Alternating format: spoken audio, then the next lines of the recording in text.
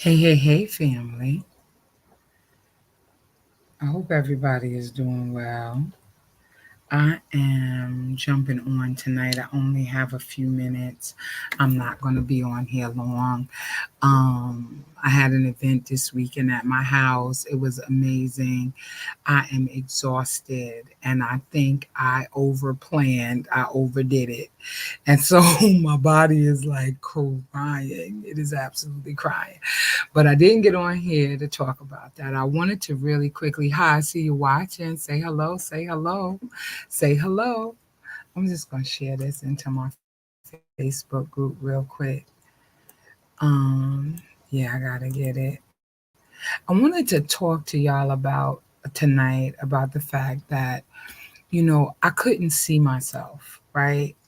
And I know that a lot of us could not see, we don't see ourselves in the same way that other people see us, right? And that's why I kind of do the body of work that I do. My computer is crazy. That's why I do the body of work that I do because I know that we cannot see ourselves. Can I be honest? Um, we believe in a real way that we have everything on lock. I did a lot of personal work on myself. Say hello, say hello. Hey, Telly Tell, I see you, baby. I took a lot of years to do a lot of work on myself mentally, emotionally, and spiritually, right? I literally sat down. I was frustrated. I was hurting because of a failed marriage, right? I was hurting. I mean, if I could just be honest, and it didn't make me trust people. It didn't make me want to be in another relationship. It didn't want me I didn't want to put myself completely out there because I had failed, right? And I felt like a failure. If I could be, hey, friend, I see you, baby. I see you, my love. I didn't want to put myself out there. And so, what I kind of did, and this is on the low, was I kind of sat in the house and I did my thing. And I'm still a homebody, y'all. I love being a homebody. But the reality is that I could not see myself. Hey, Yana, Yana, I see you, my love. I see you. I could not see myself. I could not see how I was shutting myself off from the world. I couldn't see how me not even attempting to want to be in the company of anybody else was even harming me. And it was actually stunting my growth, right?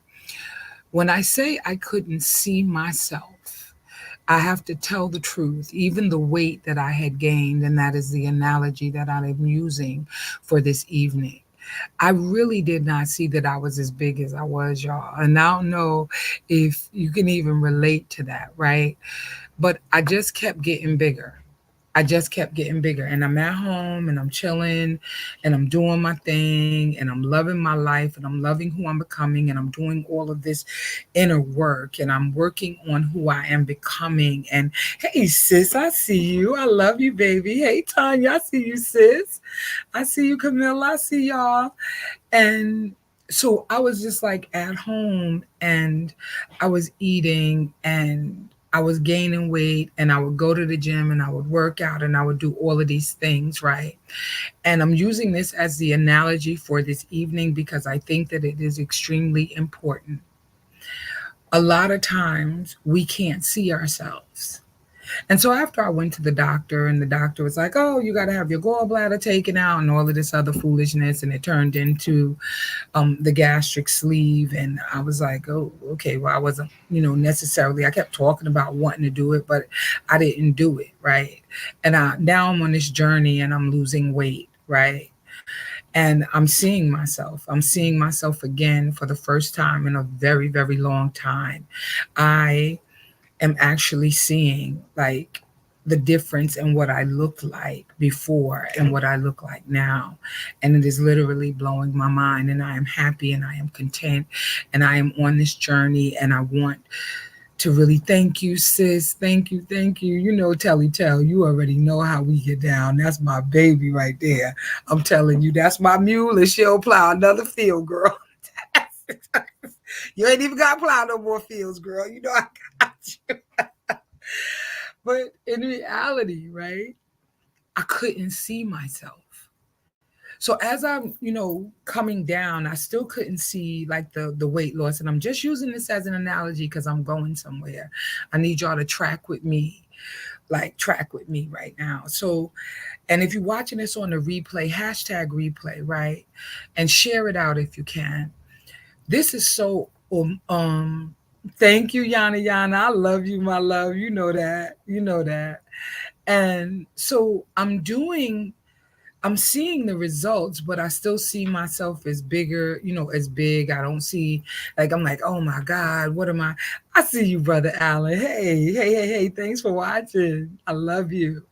Um, and I'm saying to myself, like, I'm really, oh my God, I see it going down on the scale, but I really couldn't see, like, I didn't even know, y'all, if I could be honest, that I was as big as I was, because in my head, I'm always saying, like, I'm cute. Um, I got my little life together. Men like what I got. I'm holding something. I'm being honest, right? I don't have trouble meeting men. I don't have trouble, being in relationships. But in a real way, after the failure of my marriage, I really, went into myself and I didn't realize what I was doing to myself. Can I be honest? And I just, I'm a homebody by nature. I said that already, but I'm a homebody by nature because I'm comfortable in my home. I'm extremely comfortable in my home. I have what I need here. The reason why I'm using this as an analogy is because when we show up in relationships, we literally expect other people to accept us as we are or don't deal with us at all. The problem is not a problem with that statement in and of itself. The problem is there is no real working through anything if what you say is this is who I am and you accept me or you walk away, right? I'm not telling you that you should conform and contort yourself into what other people want you to be. I am saying that we should be a work in progress always. We should always be looking to improve ourselves. You cannot see, and this is for a lot of people, not just men and women, how what you do on a daily basis affects your life in a great way. And you don't have the power to see your own self. So what you do generally is we choose people, and this is the truth, men and women do it, who are beneath us, who don't challenge us so that we don't have to get better. Can I keep it real? So if you're going to love me or you're going to like me, then you're going to like me for who I am. That does not require change. But what does give you, hey, I see you, sis. That's my sis Lori. I see you, baby. But what happens is that y'all hear that lightning? Okay. Okay. All right. Back in the day, they'd be like, hi, cut out all the lights and go somewhere, go lay down. Okay, God, I'm right here. Okay, don't strike me down. Nothing, I'm telling the truth. So, anyway, what ends up happening for us, right, is a lot of times we don't want anybody to challenge us to be a better version of ourselves. We want to get into relationships that require us not to be emotionally involved with somebody else. I guess that's where the hit it and the quit it came from, right? We don't want to get emotionally tied to one another. We want to get what we can and can all we get from somebody else. We're not looking to serve because service requires that you care enough about somebody else that you want to be in relationship, and then you're going to do the work to maintain the relationship. Y'all, as I was gaining this weight, I didn't see how much weight it was putting on me mentally, emotionally, and spiritually. I didn't get it because I couldn't see myself. I hope y'all getting this analogy. So I figured, like, I'm fine, I'm good up here, I'm good around the bottom. I'm good. I just need to get rid of this little bit of belly I got. It wasn't no little bit of belly, it was a whole lot of belly, y'all. It was a whole lot of belly. And because I had did all of this internal work, my energy was dope and people was always gravitating towards me and talking to me, and I always felt good, but I didn't see what I was doing to myself.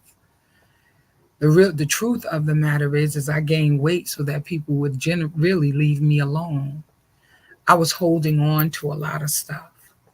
And as I'm losing weight, I am releasing a lot of stuff. God has been downloading stuff into my spirit. He has been helping me to reorganize and gather my thoughts and literally blowing my mind with revelation that are things that I had never thought about. I felt abandoned, so I acted abandoned. I felt like I wasn't enough, so I acted like I wasn't enough. Whatever I believed about myself, I carried that in the weight. And as I am losing the weight, I'm shifting. There is something changing inside of me. My mind is shifting. God is doing a work in me. And it was directly tied to how I felt about myself. Right? I had no idea that this was going to be the best decision that I've ever made outside of having my children. I never even thought that this, because all of this is representative of how I felt about myself, but I couldn't see the damage that I was not only doing to myself, but the damage that I was doing to others as a direct result of how I felt about myself. That's a Selah moment right there. That's a pause. Selah. When we believe that we are good, because that's the thing. No, I'm good. I'm good. Like, I don't need nobody. I'm good. That's a lie, because we do need somebody. We do need our sisters, and we do need our brothers, and we need community, and we need fellowship, and we need most of all, we need love. But we got to show up being loving. But I can't give to you what I don't have for myself. And it was earlier this year, probably around April, maybe March, that I needed to dig deeper into how I felt about myself, because I knew that I loved myself. And that was around the time that I stopped engaging with people who I knew didn't love me. And I loved them, and I even tried to reason with some of them because they're my friends and they were close to me, some of them. And I tried to make the square peg fit into the round hole. And God was like, stop it. I can hear my mother's voice saying to me, they ain't your friends. And I was like, why do I keep hearing that? Because I needed to get my head right and wrap my head around this new journey that God was taking me on. And at the time, and I'm going back, Brother Allen, I'm coming to your comment. At the time, I couldn't see myself. I couldn't. Right? So now God is that's why I've been so quiet, y'all. If you noticed, I haven't been going ham on Facebook. I haven't been doing lives. I haven't been doing my thought-provoking Thursday. I was just being still, and I was in prayer, because the thing that I realized for most people, not just for me, is that you think that you're okay. You think like, I'm amazing, I don't need nobody in my life. And then you say something like, well, I really want somebody in my life. I really, really do. But if they not going to tolerate, or they not going to deal with me the way that I am, then I'm not going to be in relationship with them. And here's the truth. Here's the truth. Relationships are about evolution. It's about you evolving. I tell people on the prayer call most of the time, morning, when I do the prayer call in the morning, that the Bible, from Genesis to Revelation, I don't care what you believe, I don't care who you are, I don't care, you could be Muslim, I don't care what your religion is, right? From Genesis to Revelation, it is about you. From Genesis to Revelation, it's about you. There are people who want to argue what the scripture says. They want to argue with you and all that stuff. I don't care what you're talking about. I really don't care. If you wrap your head around the truth that you need to change, that there is some improvement that you need to do in your life, if you wrap your head around relationships are meant to help you to evolve. In other words, if you're fighting with your partner, with your husband, with your wife, and that's a constant thing, you need to ask yourself, why are you doing that?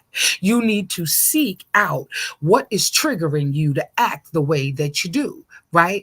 And we think when we are, thank you, Quaylen. I love you. I miss y'all. How's Laverne? Listen, let me tell you something. Like, real talk. We get so caught up. We get so caught up, right? And this is real talk, and who we think we are, that we don't need any improvement in our lives. And you think that if I get into the, if I find the perfect partner, they're going to love me for who I am. They're going to accept me for who I am. And while that is absolutely true on one hand, there is always room for improvement. And so I'll go back and I'll say it again. From Genesis to Revelation, it's about your personal growth and development. It's about you evolving. It is about you transforming your mind. It is about you being a better version of yourself. Right? We get down on the get down and we say things like, oh my God, they treated me so bad. Why did you pick them? Um, oh my God, they didn't value me. Why did you pick them? What is going on in you? What triggered you? What allowed you to be in a relationship with somebody that did not honor you? It's a question that I have asked myself since the failure of my marriage. It is a question that I've had to ask myself over and over again in relationships and in friendships.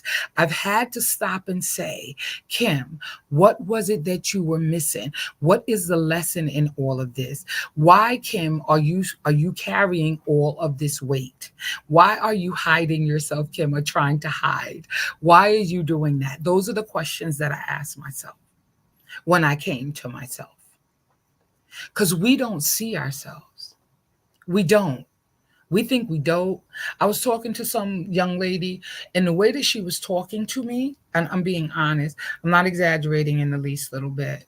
The way that she spoke to me about her relationship let me know that she was the offender instead of the person she was the one that was causing harm. I don't know who the man was. I don't know him. I knew her.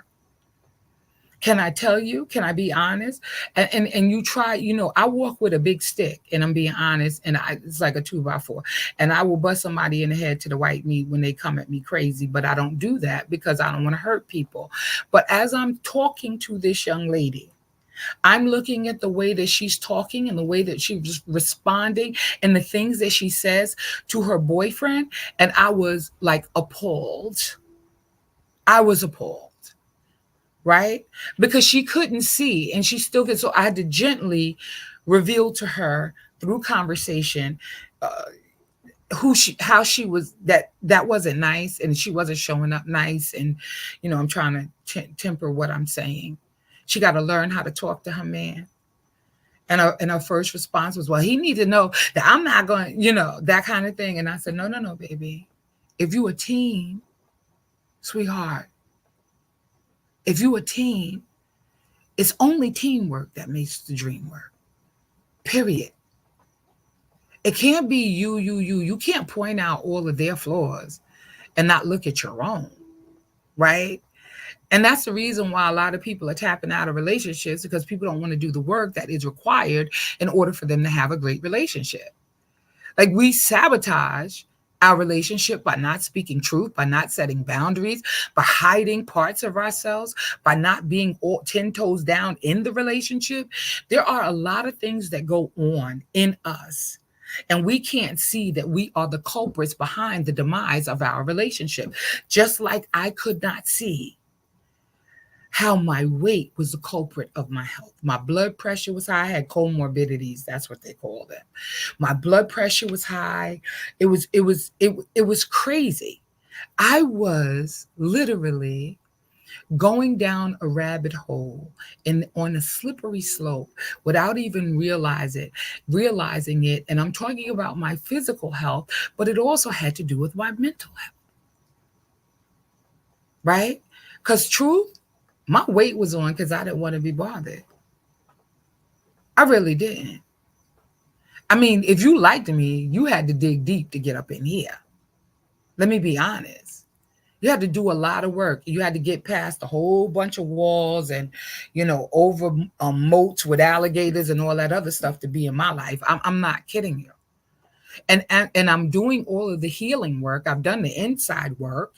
My energy has shifted. My mind is being transformed.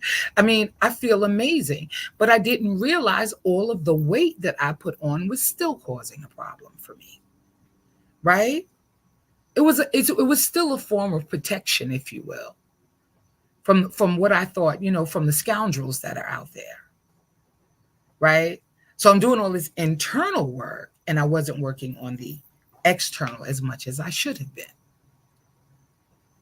And I really did not know that I had put on all of that weight and I really looked the way that I did. Just like we don't know that we're sabotaging our relationships because nobody is brave enough to tell you that your attitude stinks. Because that was what my problem was. My attitude stunk. I mean, back in the day, it don't stink as much now. Sometimes it stink, y'all. I ain't perfect. I don't care what God told. God told me to do his work, but I'm not a perfect person. So it stinks still sometimes. But the reality of the situation is, if I can be perfectly honest with you, the reality of the situation is that because we're not doing the work that we need to do inside, we meet people where we live and then the relationships don't work out. And then we get excited. Sometimes we get excited. Oh my God, oh, I just like them. And then 3 weeks later, we're sabotaging it because we revert back, right? Because we're not doing the work. We're not working on healing and being a better version of ourselves.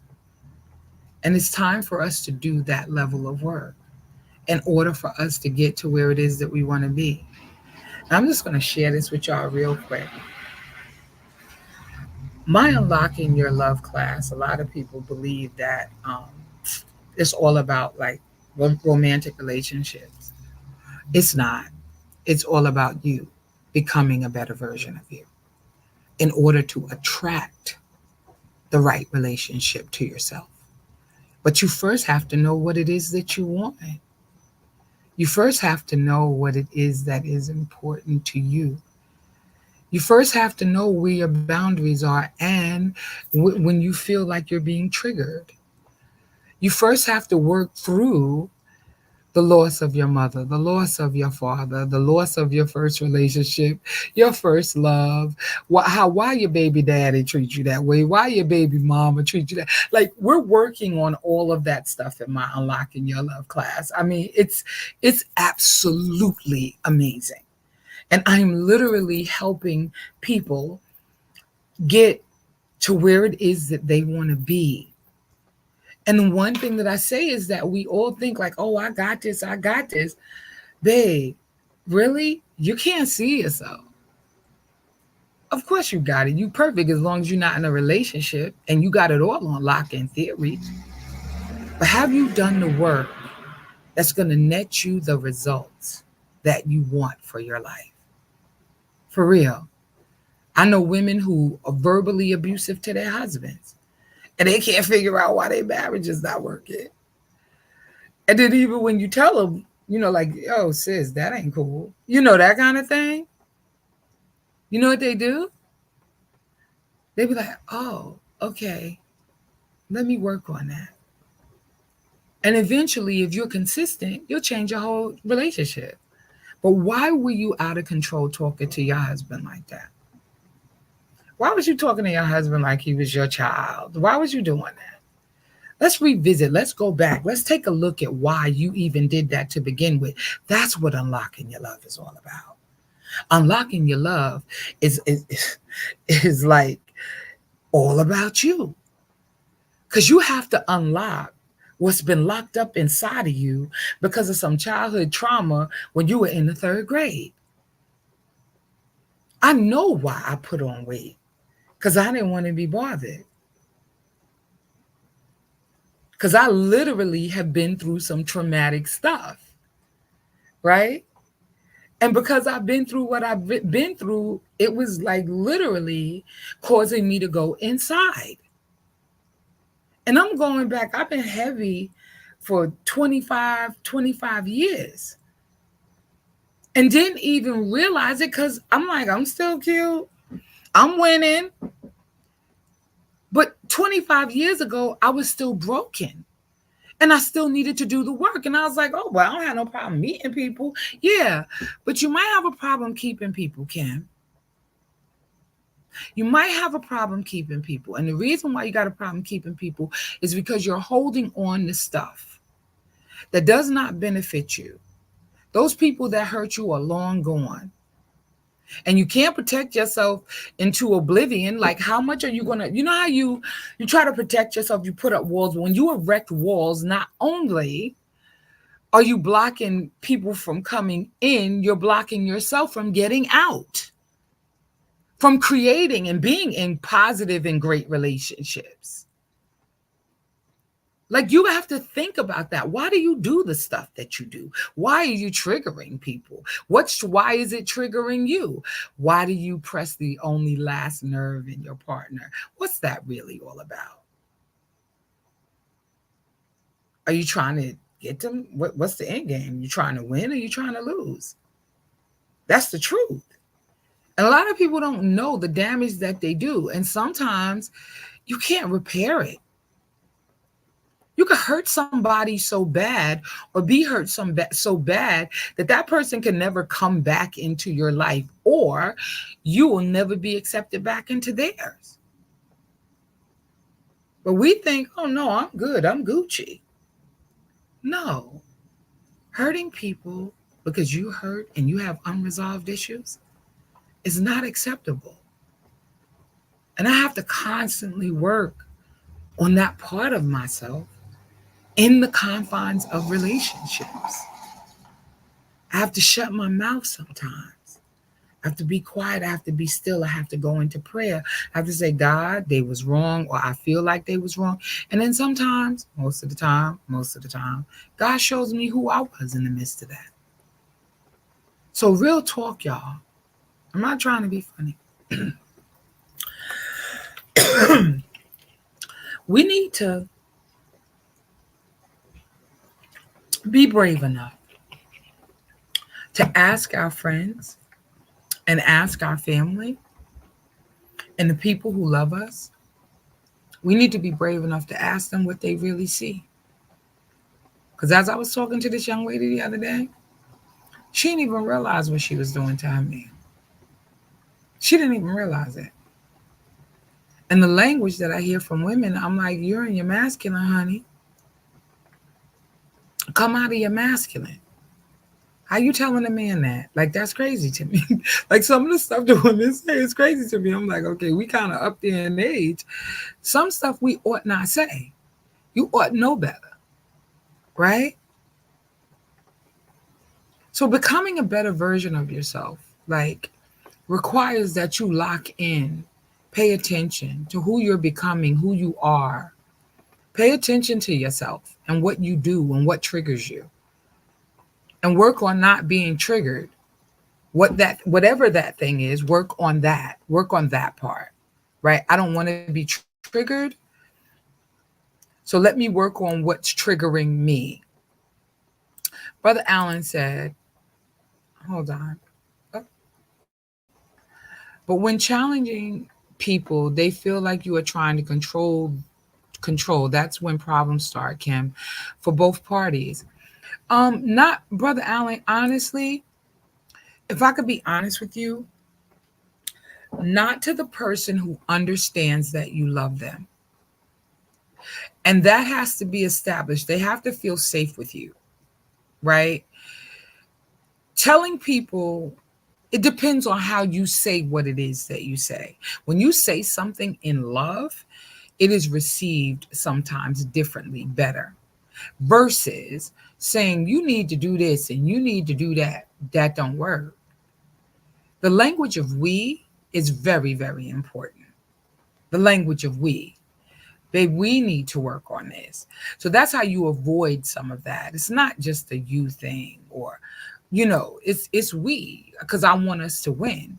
And when you start with, baby, I want us to win, that's from a woman or a man. Baby, I want us to win. So this is what the plan. Let's sit down and talk. Oh, here it is. Let's sit down and talk about the plan that we're trying to make so that we could get better, babe. Because I want us to win. I want us to come together and and have this power dynamic between us, right? Because we're praying together and we're sitting down and we're making plans and we're believing for a great future that requires a lot of work. Vivian says, when we start dealing with ourselves mentally and spiritually, our heart starts to change, and we ask God for help us change that person in the mirror. Things that bother you yesterday doesn't bother me today. Prayer change, absolutely, absolutely. I agree, Vivian, 100%, 100%. I absolutely agree with what you just said, because prayer really does change things. But more importantly, prayer does change things, but prayer changes you. Prayer's changing me. Because as I'm praying for somebody else, you know what the answer is sometimes? You change, Kim. I remember I was mad at my sister one time. I kid you not. And I was like really mad. I was angry. Like I was angry, like big angry, like mad. And God told me, real talk, I was praying about it. God told me, stop being mad at her. That's who she is. And I was like, so I'm supposed to accept that? So I was still angry about it. A couple of weeks passed by. And God said, teach her. Because at one point I started laughing about it. But God said, don't laugh at her, teach her. And he don't mean by me telling her anything. He said, lead by example. That part. So now I'm praying about the situation because I was mad at my sister. Genuinely mad at my sister. Like I want to choke her out, mad. And the reality is that it wasn't about her changing. It was about me changing. It was about me becoming a better version of myself and leading by example. So prayer changes things, but prayer also changes you. Because when God answers, he's going to give you an answer that is going to shut the whole thing down, because you have to show up the way that God tells you to show up and not how you yourself want to show up. That's why relationships don't work, because we're so busy doing it our way that we're not paying attention to what God says that we ought to do, who we should be, how we should show up, right? So that be the problem. That be the problem. That be the problem. Problem is we be expecting everybody else to have an S on their chest and do everything. But we don't need to change. For a long time, I use the analogy of my weight. For a very long time, I couldn't see myself, and I stood there with self-righteous indignation. How dare you treat me, blah, blah, blah. You know what, Kim? How dare you stand there acting like you got it all together? I couldn't see it before, but I see it now. I see it now. And I advise everybody listening to do some introspection. Look at how you've been showing up in relationships. Don't always be mad at people for being who they are. Sometimes they are the catalyst for you to change. And that's the truth. Listen, I love y'all like cook food, but I got to get to my class. I'm running a little late. I love y'all. I'm praying for y'all. Y'all better know that I'm always praying for my Facebook fam. And I want all of us to win. Y'all have an awesome and amazing night. Y'all be blessed here.